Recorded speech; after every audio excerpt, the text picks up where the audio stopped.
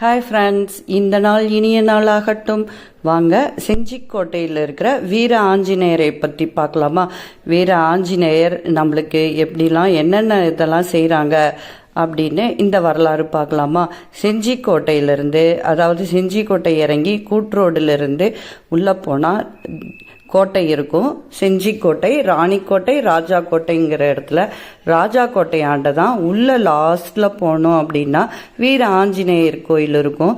பாருங்க, அதை சுற்றியும் குளம் இருக்கு, சக்கரை குளம் அப்படின்னு சொல்லிட்டு அந்த குளக்கரையில தான் இந்த ஆஞ்சநேயர் கோயில் இருக்கு. ரொம்ப அமைதியாக இருக்கும். குரங்குகள்லாம் நிறையா இருக்கும். இருந்தாலும் ஆஞ்சநேயரை பார்க்க போகிறோம் அப்படின்னா அவ்வளோ பார்க்கலாம். இது சக்கரக்குளம், மேலே கோட்டை. கோட்டையிலிருந்து மழை நீரில் ஃபுல்லாக மழை வந்தவொடனே இந்த குளத்தில் வந்து நிரம்பிடுமா. வற்றாத ஜீவநதி போல் வற்றாத குளம் அப்படின்னு சொல்லுவாங்க. அவ்வளோ ரம்யமாக இருக்கும். கொஞ்சம் பச்சை பசேல்னு இருக்கும் தண்ணி. மேலே ராஜா கோட்டை. ராஜா கோட்டையில் ராஜ தர்பாரு, நெற்களஞ்சியம் எல்லாமே இருக்குது. மரப்பாலம் அவ்வளோ எல்லாமே இருக்குங்க.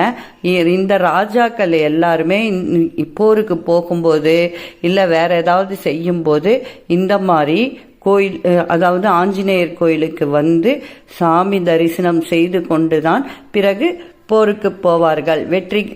வெற்றி கிடைக்கும் என்று சொல்லப்படுகிறது.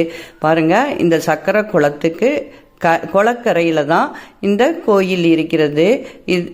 அதாவது இந்த சைடு ராஜா கோட்டை இருக்கும், அது பக்கத்திலேயே சக்கிலியர்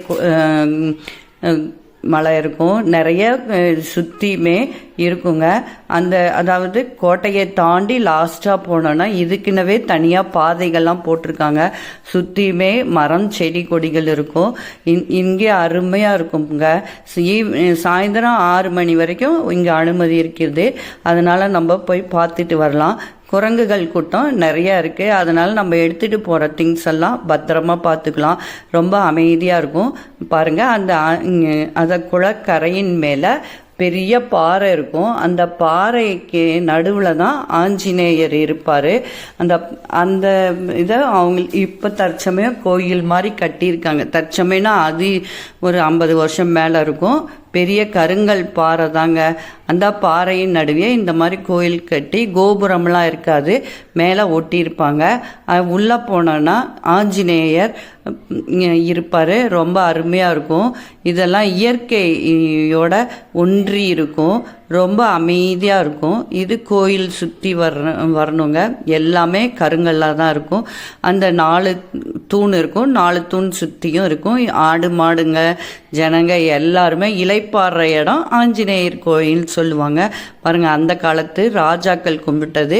தூண்கள் மட்டும்தான் இருக்குது. அந்த மேலையெல்லாம் சீதளம் அடைஞ்சிருச்சு. இதை இவங்க எடுத்து சீர் பண்ணி வச்சுருக்காங்க. இது கருங்கல் கோட்டை மாதிரி இருக்கும் சுற்றியுமே. இந்த வழியாக இறங்கி கீழே இருக்கும். அதாவது குளத்திற்கு அருகிலேயே கீழே ஒரு 10-15 படி இறங்கி போகணுங்க.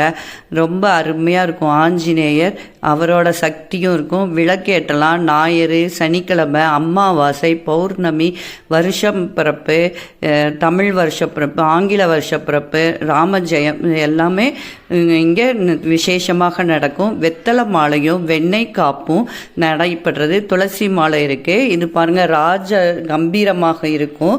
அது அவர் ஒரு கை வந்து கீழே இருக்கும், இன்னொரு கை மேலே சஞ்சீவி மலையை தூக்கிட்டு ஓடுற மாதிரி இருக்கும்.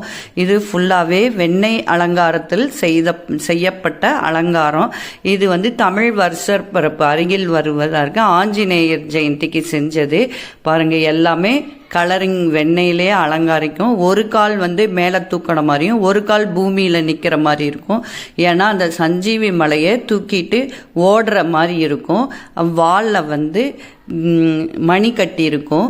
இவரை தரிசனம் பண்ணால் அவ்வளோ இதாக இருக்கும். கல்யாண பாக்கியம் கிடைக்கும், குழந்தை பாக்கியம் கிடைக்கும், மன நிம்மதி கிடைக்கும். பாருங்கள், கால் பாதம் கீழே ஓடுற மாதிரி இருக்கும். இன்னொன்று வந்து பூமியில் இருக்கும். உள்ள வந்து வால் இருக்கும் சைடில். அந்த வால் தான் இந்த வால். பாருங்கள், அந்த வால் இடுப்பில் சொருகி இருப்பார். அந்த வால் போர் களத்திலிருந்து ஓடி வந்த மாதிரி இருக்கும். இது எல்லாமே வெண்ணெய் அலங்காரம் செய்து அதற்கு மேல் கலர் கலராக பேப்பர் சமைக்கி எல்லாமே ஒவ்வொரு நாளும் ஒவ்வொரு அலங்காரம் இருக்கும். இவரை கும்பிட்டால் வீரமும் கிடைக்கும், நம்பிக்கையும் கிடைக்கும். குழந்தை பாக்கியம் இல்லாதவர்களுக்கு வந்து கும்பிட்டா வியாழக்கிழமை வெத்தலை மாலை சாத்தி 9 வாரம் வந்து இறைவனை வேண்டி ஆஞ்சநேயர் வேண்டினால் நிறைவேறும் என்று ஐதீகம். ராஜாக்கள் எல்லாரும் இது கும்பிட்ட கோயில் தாங்க இது.